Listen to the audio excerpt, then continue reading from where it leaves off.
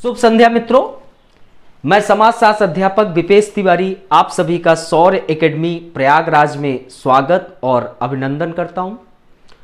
दोस्तों, हमने आपका यूपीएससी से संबंधित एक टॉपिक उठाया, समाजशास्त्र एवं अन्य विषयों से संबंध, जहां पर मैंने आपको समाजशास्त्र का अर्थशास्त्र से क्या संबंध है चर्चा किया, समाजशास्त्र का मानव शास्त्र से क्या संबंध है चर्चा हुआ, समाजशास्त्र का मनोविज्ञान से क्या संबंध है चर्चा हुआ, और समाजशास्त्र का इतिहास से क्या संबंध है चर्चा हुआ। आज जो चर्चा का बिंदु है वह है राजनीति विज्ञान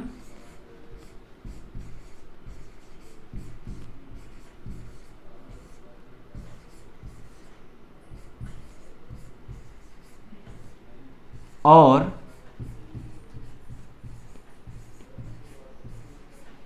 समाजशास्त्र का संबंध। तो आज हम इस टॉपिक को समझेंगे और इससे संबंधित यूपीएससी ने आपका प्रश्न भी लगातार पूछे हैं और पूछे भी जाएंगे। तो राजनीति विज्ञान और समाजशास्त्र, ये दो शब्द दिख रहे हैं, इन दोनों में घनिष्ठ संबंध देखने को मिलते हैं।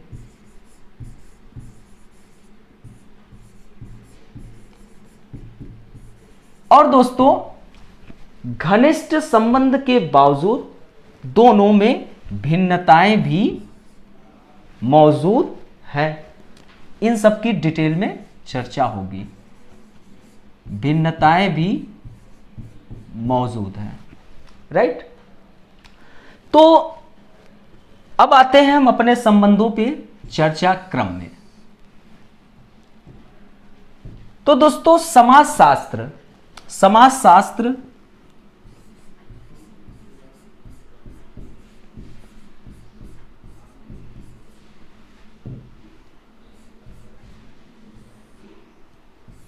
एक व्यवस्थित विषय है।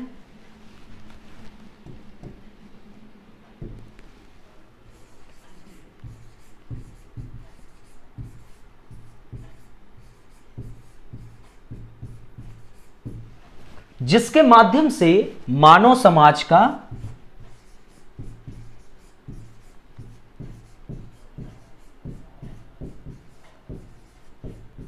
व्यवस्थित अध्ययन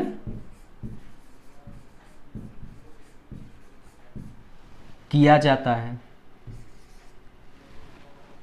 तो मानव समाज का क्या किया जा रहा है? व्यवस्थित अध्ययन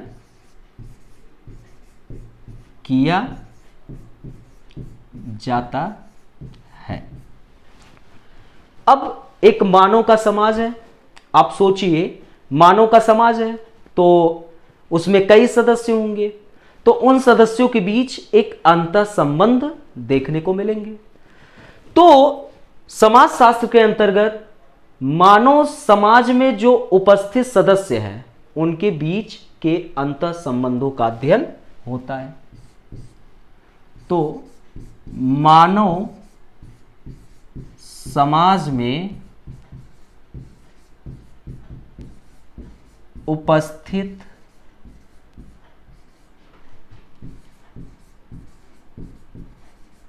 सदस्यों के मध्य के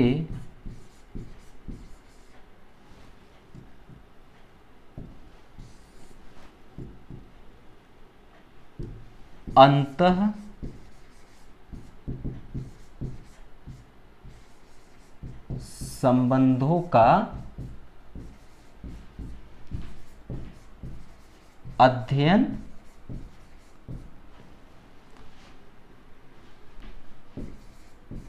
किया जाता है। तो मानव समाज में उपस्थित सदस्यों के मध्य के अंतर संबंधों का अध्ययन किया जाता है। अब समाजशास्त्र व्यवस्थित विषय क्यों है? तो समाजशास्त्र व्यवस्थित विषय इसलिए है क्योंकि इसकी अपनी विषय वस्तु है।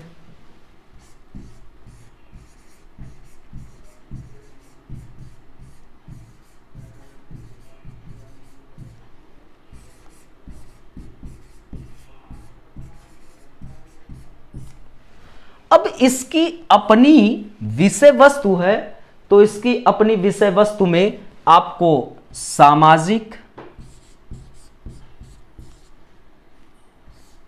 आर्थिक, धार्मिक, राजनैतिक, सांस्कृतिक आदि प्रक्रियाएं होंगी। तो इस प्रकार जब इसके विषय वस्तु में क्या आया, राजनीतिक शब्द देखने को मिला, तो जब इसके विषय वस्तु में राजनैतिक प्रक्रिया देखने को मिला, तो क्या हम कह सकते हैं कि राजनैतिक प्रक्रिया समाजशास्त्र के विषय वस्तु का स्वतः हिस्सा बन जाती है। तो समाजशास्त्र के विषय वस्तु का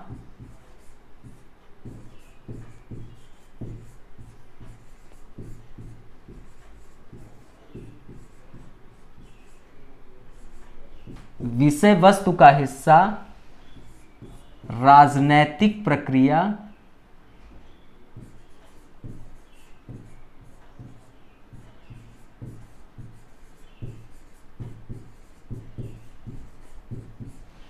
स्वतः बन जाती है।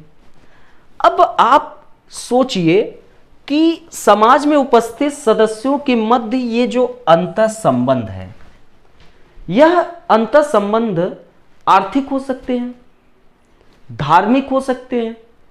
अब इस समाज में मान लो कि हिंदू धर्म का व्यक्ति है, मुस्लिम धर्म का व्यक्ति है,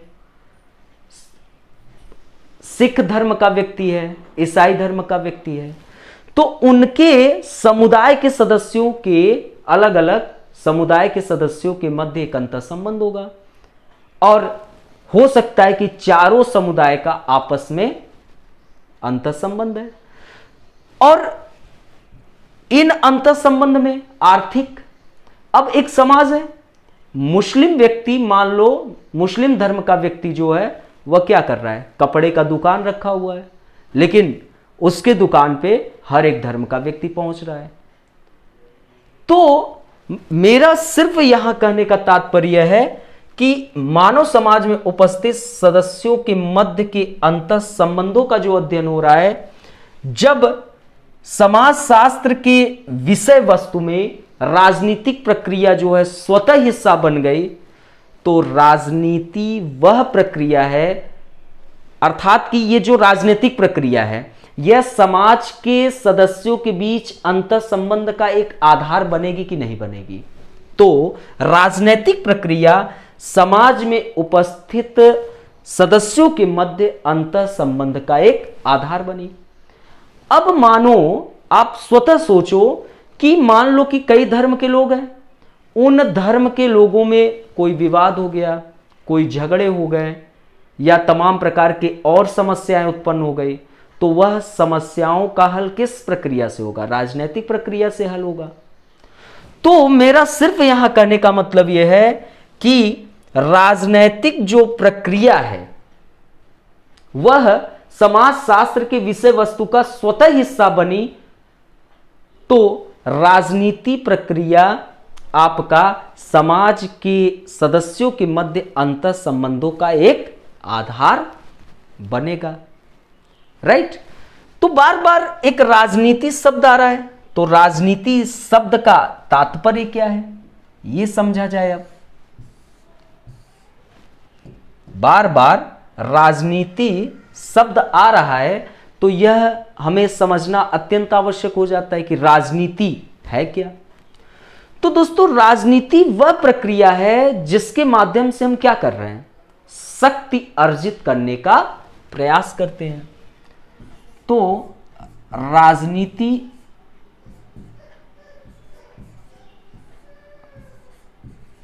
वह प्रक्रिया है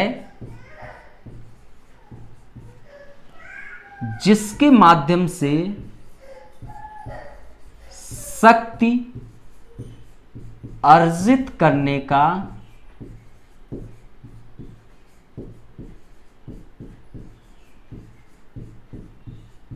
प्रयास की जाती है। अर्थात कि हम राजनीति के माध्यम से क्या प्राप्त कर रहे हैं? शक्ति अर्जित करने का हम प्रयास करते हैं। अतः हम यह कह सकते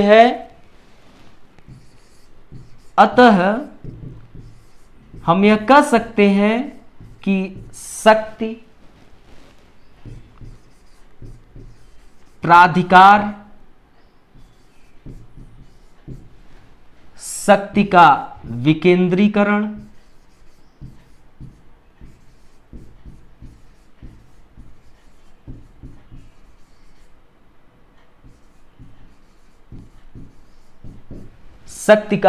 विकेंद्रीकरण आपका राज्य लोकतंत्र व्यवस्थाएं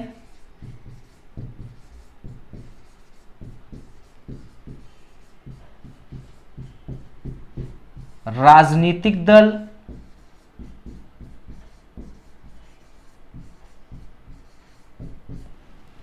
प्रशासन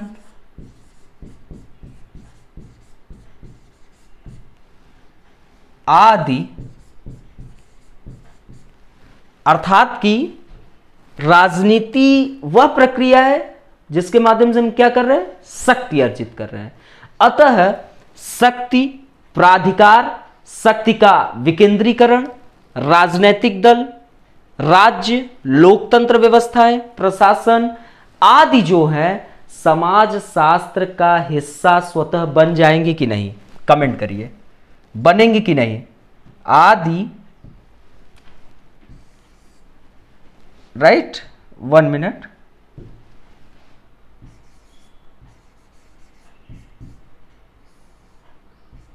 ठीक, तो शक्ति प्राधिकार शक्ति का विकेंद्रीकरण राज्य लोकतंत्र व्यवस्थाएं राजनीतिक दल प्रशासन आदि समाज शास्त्र का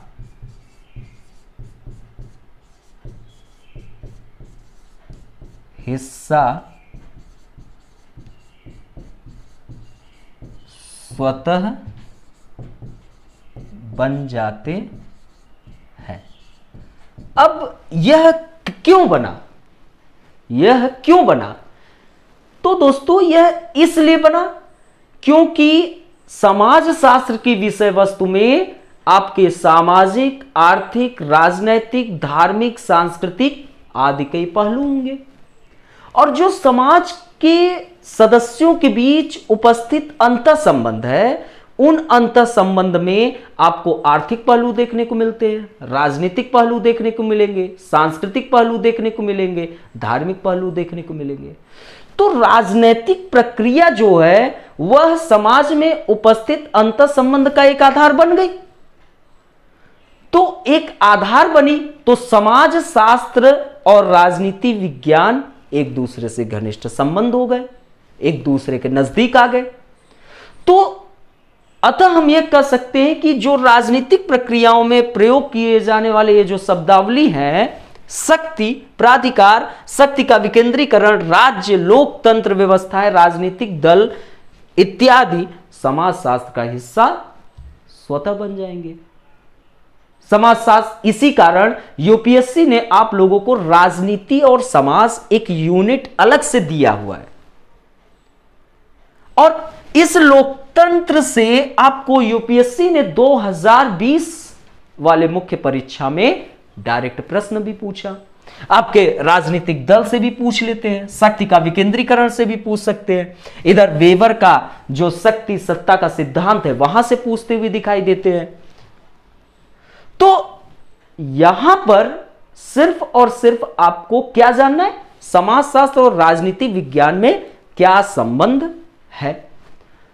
तो यहां पर अब एक एक शब्द जो देखने को मिल रहे हैं, उन शब्दों को जान लिया जाए कि क्या है। तो एक एक शब्द को जानते हैं, थोड़ा बहुत एक एक शब्द आपके भी मध्य आया है, तो एक एक शब्द को थोड़ा थोड़ा जान लेते हैं। तो दोस्तों, अब जैसे शक्ति है, इसको ऑब्लिक सत्ता, ठीक। तो एक विशिष्ट पारिस्थितिकी विन्यास में, एक विशिष्ट पारिस्थितिकी विन्यास में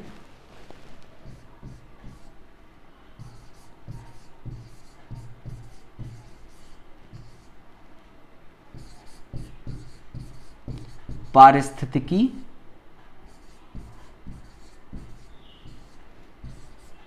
विन्यास में, या हम कह सकते हैं कि सामाजिक संबंधों में।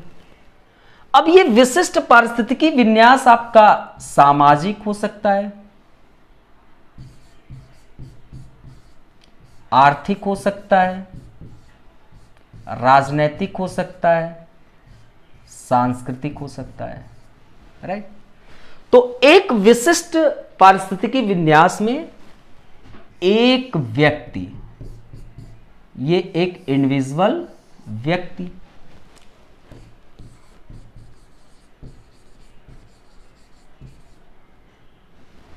ठीक, एक व्यक्ति या पूरे व्यक्तियों का समूह,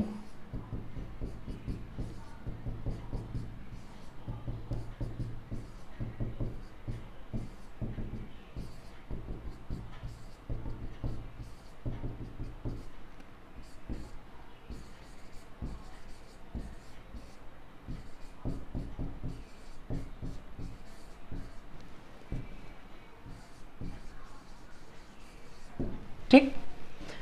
एक विशिष्ट पारिस्थितिकी विन्यास में या सामाजिक संबंधों में, और ये विशिष्ट पारिस्थितिकी विन्यास आपका सामाजिक हो सकता है, आर्थिक, राजनीतिक, सांस्कृतिक, कुछ भी। तो एक विशिष्ट पारिस्थितिकी विन्यास में एक व्यक्ति या पूरे व्यक्तियों का समूह के प्रतिरोध के बाद भी,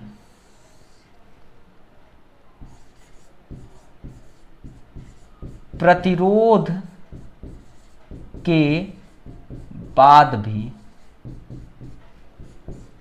अपनी इच्छाओं को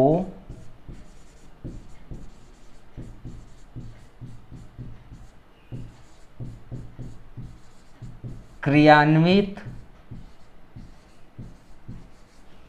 कर लेना आपका शक्ति या सत्ता कहलाता है। अर्थात कि आपने कितना भी, एक व्यक्ति कर रहा हो या पूरे व्यक्तियों का समूह ढेर सारा प्रतिरोध कर रहा है, लेकिन इनके प्रतिरोध का कोई महत्व नहीं रहा, फिर भी अपनी इच्छाओं को क्रियान्वित कर लिया, राइट। तो वो आपका सत्ता या शक्ति कहलाया। अर्थात कि आपका विशिष्ट पारिस्थितिकी विन्यास सामाजिक हो, आर्थिक हो, राजनीतिक हो, धार्मिक हो, एक व्यक्ति प्रतिरोध कर रहा है या पूरे व्यक्तियों का समूह प्रतिरोध कर रहा है, लेकिन प्रतिरोध के बाद भी अपनी इच्छाओं को क्रियान्वित कर लिया, तो आपका शक्ति या सत्ता कहलाया। अब एक शब्द आया आपका प्राधिकार।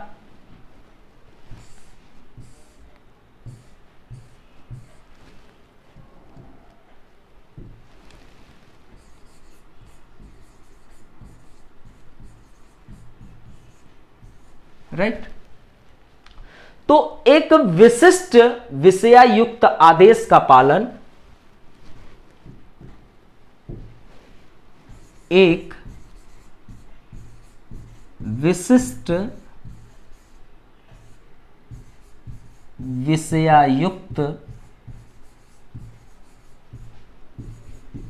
आदेश का पालन एक विशिष्ट वर्ग के द्वारा किया जाए,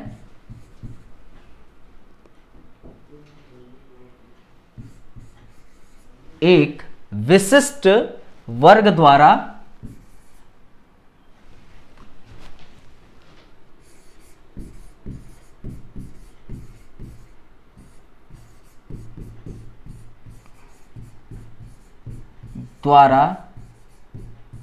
किया जाए तो वह प्राधिकार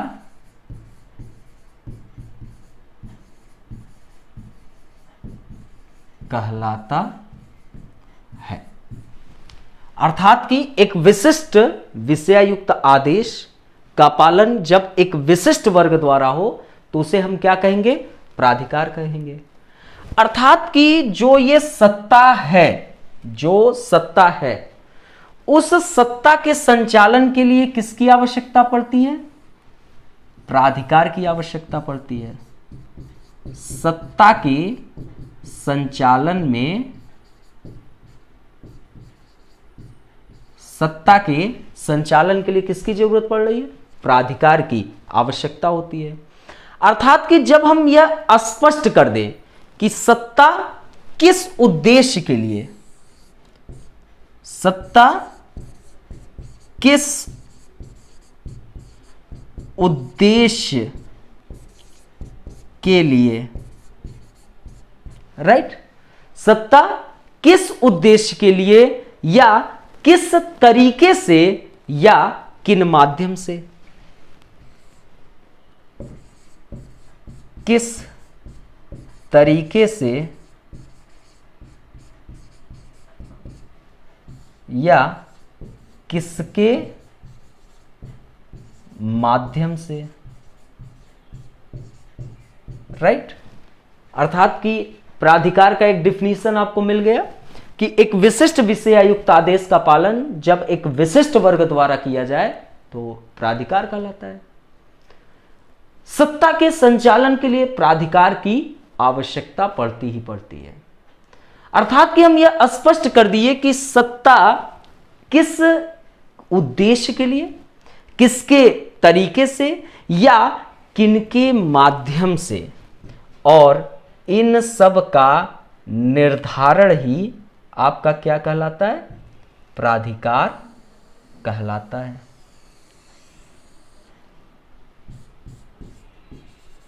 इनका निर्धारण क्या कहलाता है? प्राधिकार कहलाता है। अब जैसे यहां पर स्पष्ट कर दिया गया कि किसके माध्यम से, अर्थात कि नेता और अनुयायी,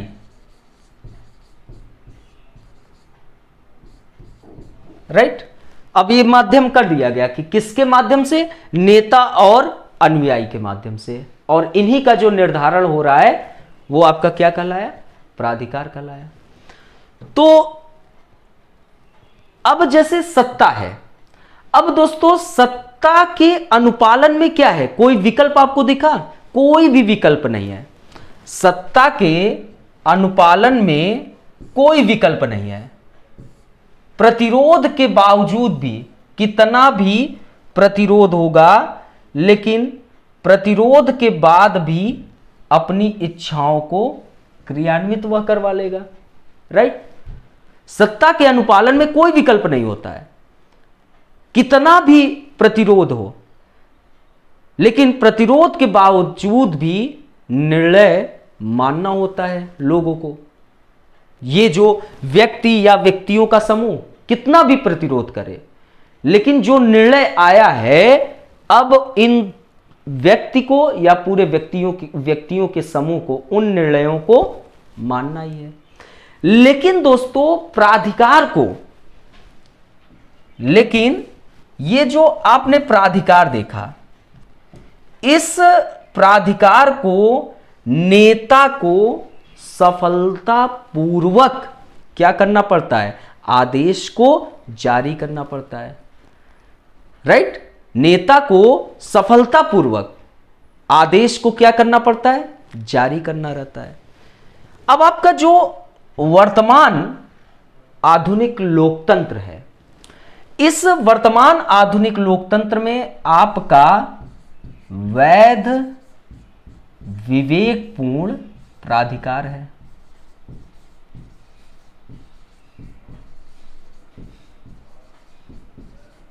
जो आपका वर्तमान में आधुनिक लोकतंत्र है वो कैसा प्राधिकार है?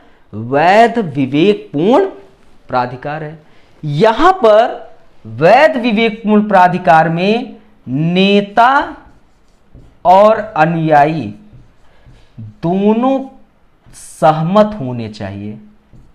अनुयायी दोनों क्या हो? सहमत हो। और दोस्तों दोनों सहमत होंगे तो क्या होगा? न्यायोचित प्रक्रिया होगी कि नहीं होगी? तो यह आपका न्यायोचित संबंध पर आधारित है।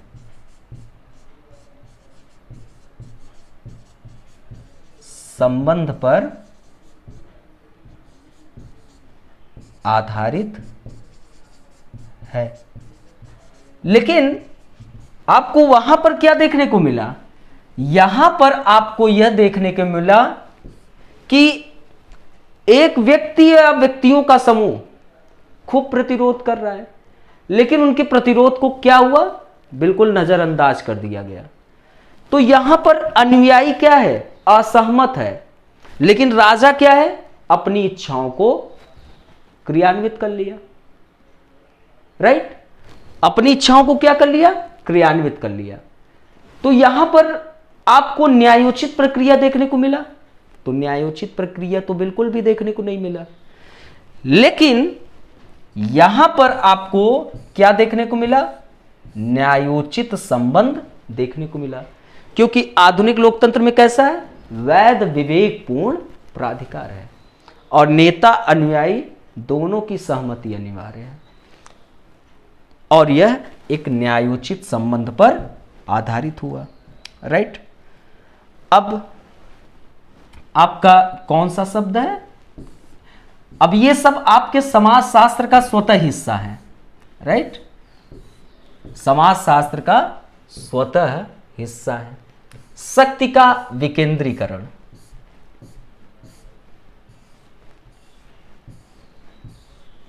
किसी को शक्ति का विकेंद्रीकरण का अगर अर्थ पता हो तो वह मुझे बता सकता है।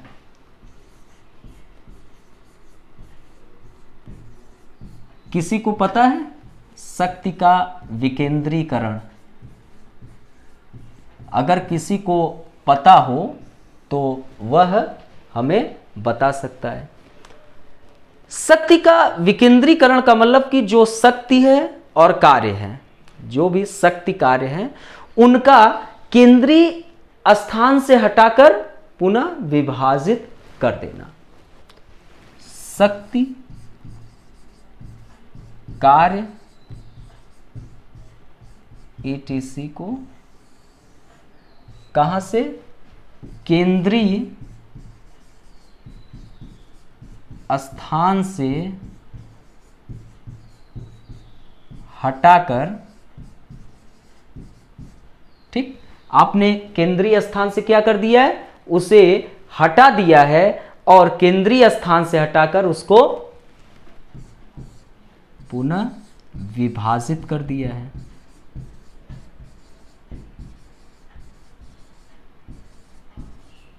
राइट? अर्थात कि अब जैसे आपको अब राजतंत्र, जैसे राजतंत्र में यह देखने को मिलता था कि राजतंत्र में क्या देखने को मिलता था? शक्ति का केंद्रीकरण। ठीक?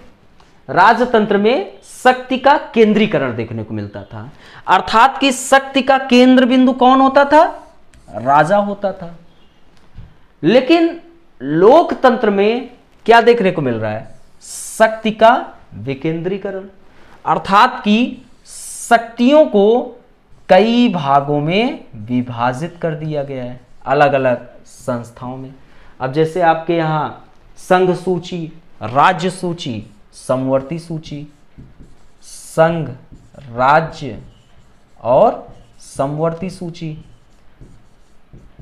सभी का अपना अपना विषय है। जैसे संघ सूची में अब 100 विषय हैं, उस पर कानून बनाने का अधिकार किसको है? सेंट्रल को है। लेकिन राज्य सूची में कानून बनाने का अधिकार राज्यों को है, और समवर्ती सूची में केंद्र और राज्य दोनों मिलकर बनाएंगे। अर्थात कि शक्तियों को क्या कर दिया गया है? विभाजित कर दिया गया है। और अब तो शक्तियों को 3 भागों में विभाजित करते हुए दिखाई दे रहा है, एक सेंट्रल, एक स्टेट और एक आपका पंचायती व्यवस्था। तो मतलब कि ये आपका केंद्रीय स्थान से शक्ति हटकर कहां हो रहा है? पुनः विभाजित हो गया है कई भागों में, और सभी अपने कार्य क्षेत्र में उन शक्तियों का प्रयोग करने के लिए स्वतंत्र है। तो शक्ति का विकेंद्रीकरण भी समाजशास्त्र के राजनीति प्रक्रिया में तो है ही है, अध्ययन का विषय वस्तु, लेकिन राजनीतिक प्रक्रिया के साथ साथ वह समाजशास्त्र का भी हिस्सा बन जाता है। अब आपका राजनीतिक दल,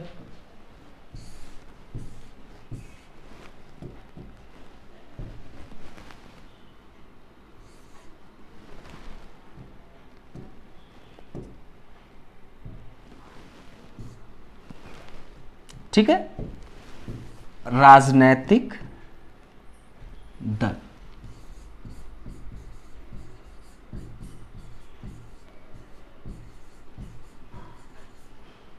आप लोग देख रहे हैं भारत में कौन सी व्यवस्था है? बहुदलीय शासन व्यवस्था है। और अमेरिका में क्या है? अब अमेरिका और ब्रिटेन में 2 पार्टी सिस्टम है, ठीक है, अर्थात कि डेमोक्रेटिक और रिपब्लिक पार्टी, यही 2 दल अमेरिका और ब्रिटेन में रहते हैं। और जो जहां पर कम्युनिस्ट कंट्री होते हैं वहां पर एक ही दल का शासन होता है, राइट, जैसे भूतपूर्व सोवियत संघ और आपका वर्तमान में चाइना। तो ये सब जो है 1 पार्टी सिस्टम है। तो आपका राजनीतिक दल 3 प्रकार के होते हैं, एक आपका एकदलीय और द्विदलीय, और एक आपका जो इंडिया में है बहुदलीय, अर्थात कि कई दल मौजूद होते हैं। तो राजनीतिक दल है क्या? तो दोस्तों राजनीतिक दल लोगों का एक संगठित गुट होता है, ठीक है, लोगों का एक संगठित गुट होता है। लेकिन लोगों का क्या हो गया? एक संगठित गुट हो गया। अब लेकिन इसमें एक इंपॉर्टेंट बात यह है कि इनमें जो सदस्य हैं, ठीक है, इनमें जो सदस्य होंगे किसी साझी विचारधारा में विश्वास करते हो, अर्थात कि समान विचारधारा, राइट। तो समान विचारधारा होना अत्यंत आवश्यक है। सदस्यों में समान विचारधारा,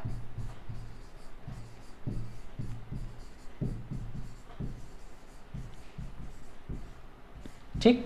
अब जैसे मान लो कि बीजेपी है, बीजेपी की अपनी विचारधारा है। अब उसमें शामिल होने वाले जो मेंबर हैं, सदस्य हैं, उनका और उनमें बीजेपी में जितने मेंबर्स हैं, कई सदस्य होंगे, तो उन सभी सदस्यों का एक अपनी समान विचारधारा होगी। ऐसे ही आपके कांग्रेस का होगा, कांग्रेस में भी समान विचारधारा के लोग रहेंगे। ऐसे ही आपका सपा हो, ऐसे ही आपका बसपा हो, राइट। तो जिसके सदस्य किसी साझी विचारधारा में क्या करते हो? विश्वास करते हो। और दोस्तों ये ऐच्छिक समूह होता है। राजनीतिक दल क्या होता है? ऐच्छिक समूह होता है, ठीक। कौन सा समूह होता है? ऐच्छिक समूह, अर्थात कि इसमें सदस्यता अपनी इच्छा से प्राप्त की जा सकती है। जैसे मान लो कि मैं बीजेपी में शामिल होना चाहता हूं, तो ये मेरी इच्छा है और मैं अपनी स्वेच्छा से इसका परित्याग भी कर सकता हूं। आप लोग देखते होंगे कई कांग्रेस के लोग बीजेपी में शामिल होते दिखाई देते हैं, तो कई लोग, कांग्रेस के लोग आपके दूसरे दल में शामिल होते हुए दिखाई देते हैं। तो ये ऐच्छिक समूह है, इसकी सदस्यता आप अपनी स्वेच्छा से प्राप्त करते हैं और स्वेच्छा से ही परित्याग भी कर देते हैं, राइट। लेकिन इसमें इंपॉर्टेंट ये है कि आप एक समय एक ही दल के सदस्य हो सकते हैं, एक टाइम आप एक ही, अर्थात कि ये नहीं कि एक टाइम में आप कांग्रेस के भी सदस्य हैं और बीजेपी के भी हैं, राइट। तो ये संभव नहीं होता है, एक टाइम आप दो दल के सदस्य नहीं हो सकते हैं, वन टाइम एक ही दल के आप सदस्य हो सकते हैं। तो ये आपका राजनीतिक दल हो गया। अब आपका लोकतंत्र।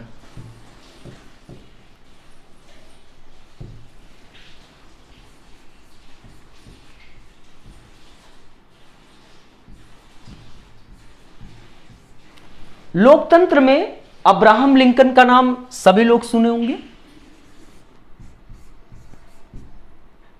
Abraham Lincoln.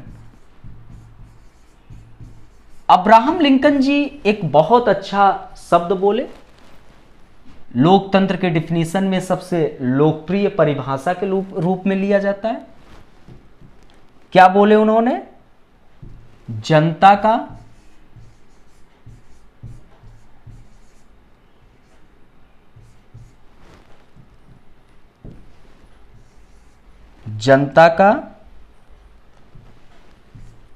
जनता के लिए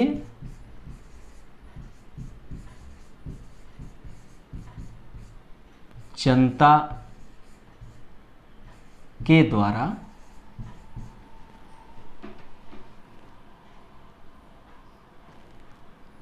ठीक है, जनता के लिए जनता के द्वारा शासन, ठीक है। तो ये थोड़ा डेफिनेशन मैंने वो कर दिया, 1 मिनट 1 मिनट। जनता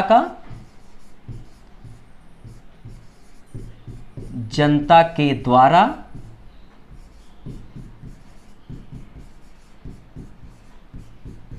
जनता के लिए शासन। अब यहां पर इनकी फिलॉसफी जानना होगा, राइट। इनकी क्या जानना होगा? फिलॉसफी। तो जनता का तात्पर्य क्या हुआ, यह हमको जानना अत्यंत आवश्यक है। जनता का तात्पर्य क्या हुआ? जनता का तात्पर्य लोगों का समाहित होना, अर्थात कि जो प्रत्येक व्यक्ति हैं उनका समाहित होना। हर व्यक्ति समाहित, हर व्यक्ति समाहित। तो कैसे समाहित हर व्यक्ति?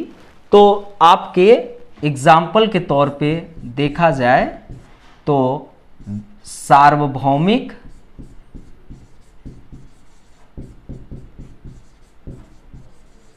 वयस्क मताधिकार, राइट। आर्टिकल 325 एंड 26, आर्टिकल 325 और 326, बस अपराधी या पागल व्यक्ति न हो तो हर धर्म, लिंग, समुदाय, जाति के लोगों को क्या है, बस वो 18 वर्ष का हो तो उसको वोट देने का अधिकार है। तो जनता का फिलॉसफी में क्या है? हर व्यक्ति समाहित है, राइट। अब जनता के लिए, तो जनता के लिए में क्या फिलॉसफी है? जनता के लिए। तो दोस्तों जनता के लिए में फिलॉसफी है कि जो आपका विधायिका है, व्यवस्थापिका, उस विधायिका में हर समुदाय का नेतृत्व हो।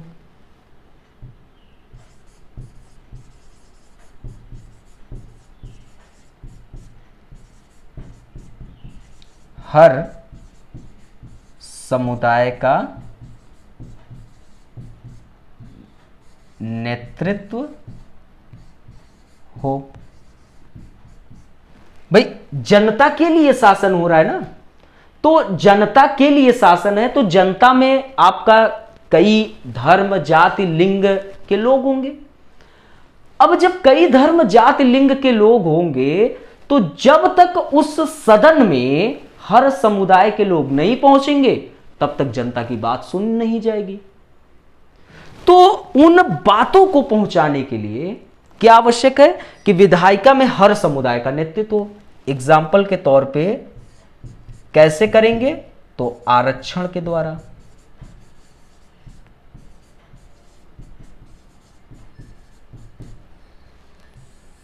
इसकी ये फिलॉसफी है, राइट। अर्थात कि जो लोकतंत्र की डिफिनीशन अब्राहम लिंकन ने दिया, उसमें वो क्या कह रहे हैं कि जनता के द्वारा जनता के लिए शासन, अर्थात कि जनता का में हर व्यक्ति समाहित हो। तो हमारे यहां सार्वभौमिक वयस्क मताधिकार का हर व्यक्ति क्या है, समाहित है, वो वोट देता है, बस वह पागल और अपराधी ना हो। आर्टिकल 325 और 26 आपको क्या देता है, अधिकार देता है, राइट। और जनता के लिए अर्थात कि जो विधायिका है, उस विधायिका में सदन में हर समुदाय का नेतृत्व हो, हर समुदाय के लोग वहां शामिल हों। और दोस्तों अब जनता के लिए शासन, ठीक है, इसकी फिलॉसफी जानना है।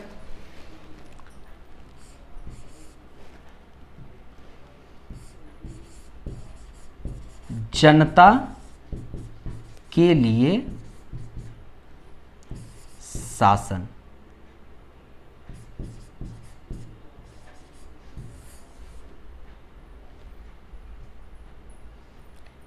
ठीक।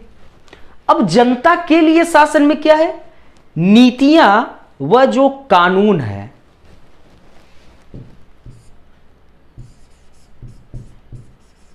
नीतियां व कानून लोक कल्याण हेतु हो, लोक कल्याण हेतु हो। अब जैसे एग्जाम्पल में आपके मनरेगा, एग्जाम्पल में आपके क्या, मनरेगा, आयुष्मान भारत योजना, तो ये है। तो लोकतंत्र व्यवस्थाएं ये आपके हिस्से हुए। अब दोस्तों एक शब्द वहां पर था प्रशासन,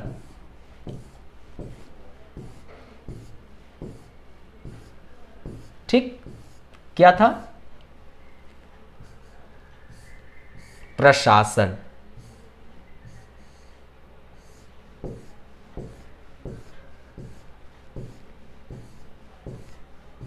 ठीक, ये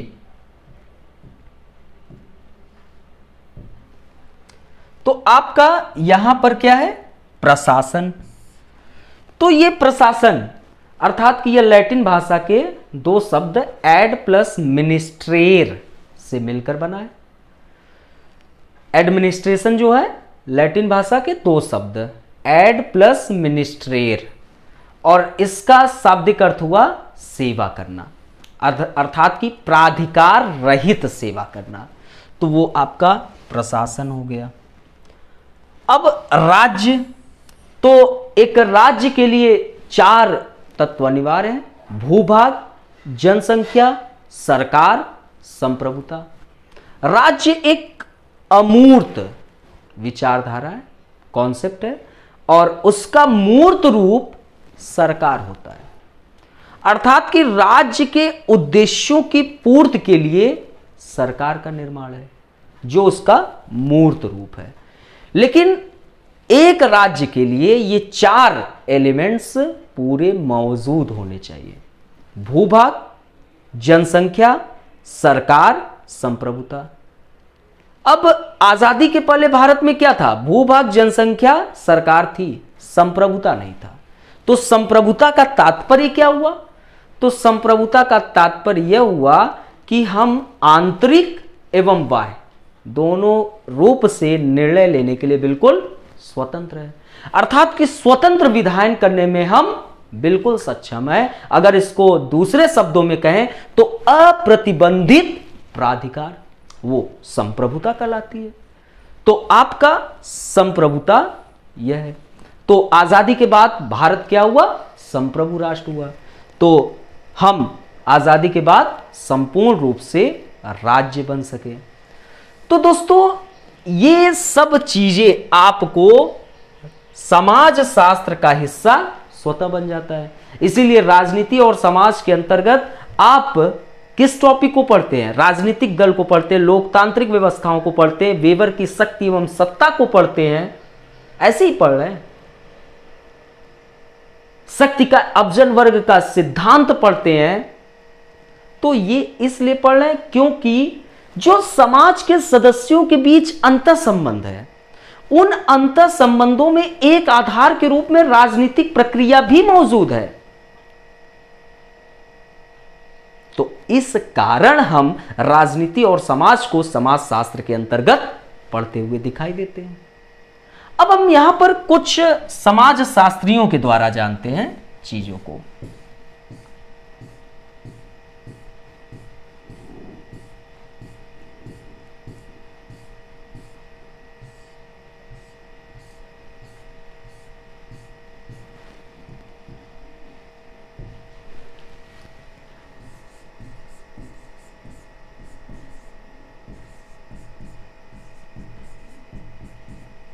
समाजशास्त्री द्वारा। अब दोस्तों समाज शास्त्र में राज्य के संदर्भ में, अर्थात कि जो आपका समाज शास्त्र है उस समाज शास्त्र में किसके संदर्भ में? राज्य के संदर्भ में। तो राज्य के संदर्भ में समाज शास्त्र के अंतर्गत मार्क्सवादी विचारधारा बहुत पॉपुलर है, प्रकार्यवादी विचारधारा बहुत पॉपुलर है, राइट। तो राज्य के संदर्भ में हम किस किस विचारधारा को पढ़ते हुए दिखाई दे रहे हैं? मार्क्सवादी विचारधारा,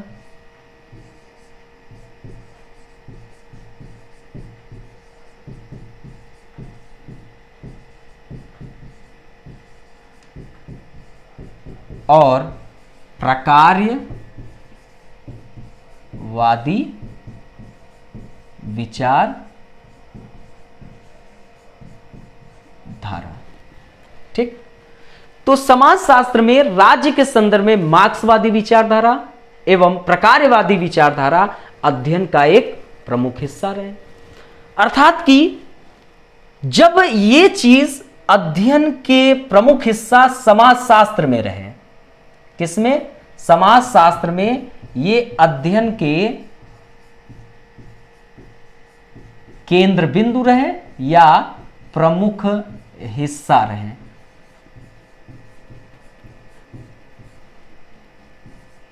तो ये तो मार्क्सवादी विचारधारा और आपके प्रकार्यवादी विचारधारा तो समाजशास्त्र के अंतर्गत तो आए, लेकिन ये जो राज्य का कॉन्सेप्ट है, अभी मैंने बताया कि एक राजनीतिक प्रक्रिया के अंतर्गत आता है।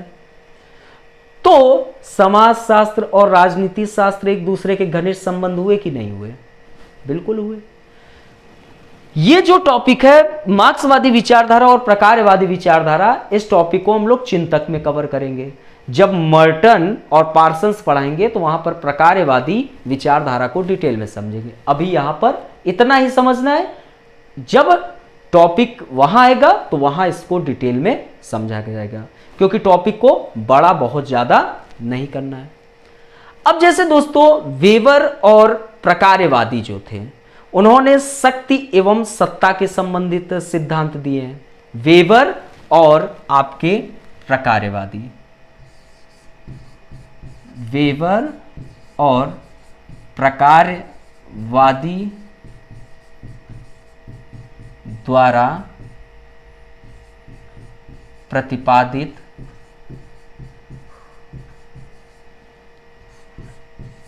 शक्ति एवं सत्ता का सिद्धांत। तो वेबर और प्रकारवादी द्वारा प्रतिपादित जो शक्ति एवं सत्ता का सिद्धांत है वो समाजशास्त्री अध्ययन में बहुत महत्वपूर्ण है। किसके? समाजशास्त्री अध्ययन में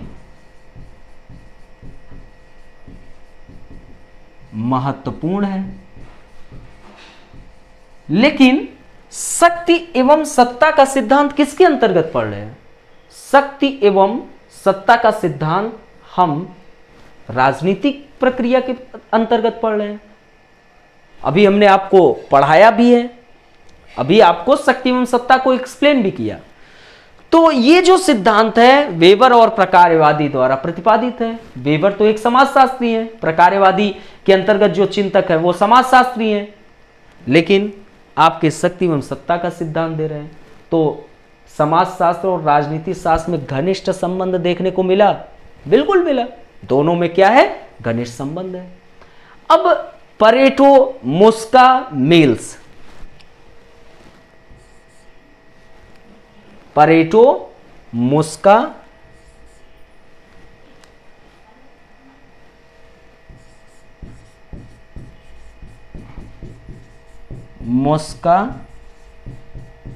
मिल्स।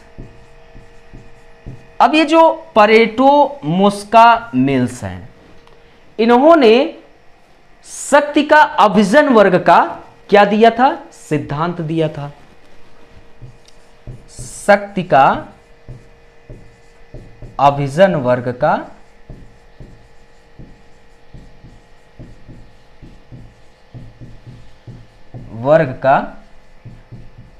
सिद्धांत दिए। अब यह समाजशास्त्र के अंतर्गत पढ़ा जा रहा है, लेकिन शक्ति आपका राजनीति प्रक्रिया है। अभिजन का मतलब क्या हुआ? शक्तिशाली वर्गों का। तो हम परेटो मुस्का मिल्स का शक्ति का अभिजन वर्ग का सिद्धांत अभी 2020 में प्रश्न भी आया। तो मतलब मेरा कहने का मतलब है कि परेटो मुस्का मिल्स के शक्ति का अभिजन वर्ग का सिद्धांत हम कहां पढ़ रहे हैं? आपको समाजशास्त्र के अंतर्गत पढ़ रहे हैं। तो समाजशास्त्र और राजनीति शास्त्र क्या हुआ? एक दूसरे के घनिष्ठ संबंध हुए। तो दोस्तों, किसी भी समाज में उपस्थित जो आपकी राजनीतिक व्यवस्थाएं होती हैं वह सामाजिक जीवन के प्रत्येक पक्ष को प्रभावित करती हैं। कोई भी समाज में उपस्थित कोई भी राजनीतिक व्यवस्था होगी वह सामाजिक जीवन के प्रत्येक पक्ष को प्रभावित करेगी। तो अतः हम कह सकते हैं ना कि राजनीतिक व्यवस्था को समझे बिना हम समाज को पूर्ण रूप से समझ पाएंगे? बिल्कुल भी नहीं समझ पाएंगे, क्योंकि समाज के हम आर्थिक पहलू का अध्ययन कर रहे हैं, धार्मिक पहलू का अध्ययन कर रहे हैं और राजनीतिक पहलू को छोड़ देंगे तो हम समाज का पूर्ण अध्ययन करने में असक्षम हो जाएंगे। तो एक समाज को पूर्णतः समझने के लिए हमें क्या जरूरत पड़ती है? राजनीतिक व्यवस्थाओं को भी समझना पड़ता है। इसके कारक राजनीति विज्ञान और समाजशास्त्र एक दूसरे के बहुत घनिष्ठ संबंध है। इन दोनों में घनिष्ठता देखने को मिलती है। अगर दोस्तों पद्धति के आधार पर भी देखा जाए, पद्धति के आधार पर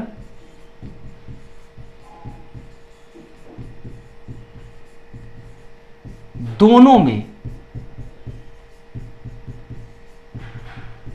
आपको अवलोकन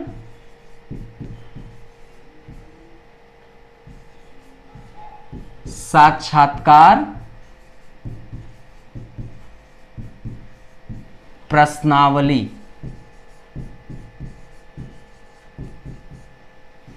का प्रयोग हो रहा है। तो पद्धति के आधार पर दोनों में, समाजशास्त्र और राजनीति शास्त्र दोनों जगह क्या हो रहा है?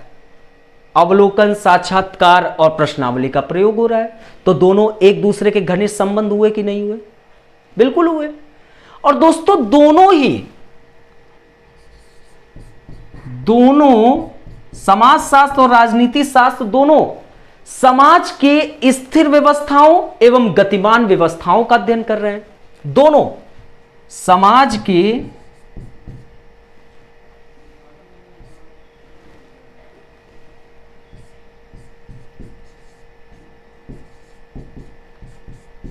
स्थिर अवस्था एवं गतिमान अवस्था का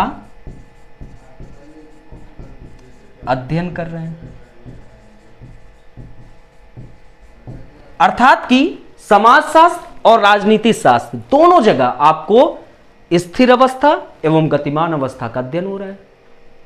अर्थात कि राजतंत्र में क्या प्रक्रिया थी और जब परिवर्तन हुआ तो लोकतंत्र, और लोकतंत्र में भी क्या चुनौतियां हैं, उन चीजों का अध्ययन हो रहा है।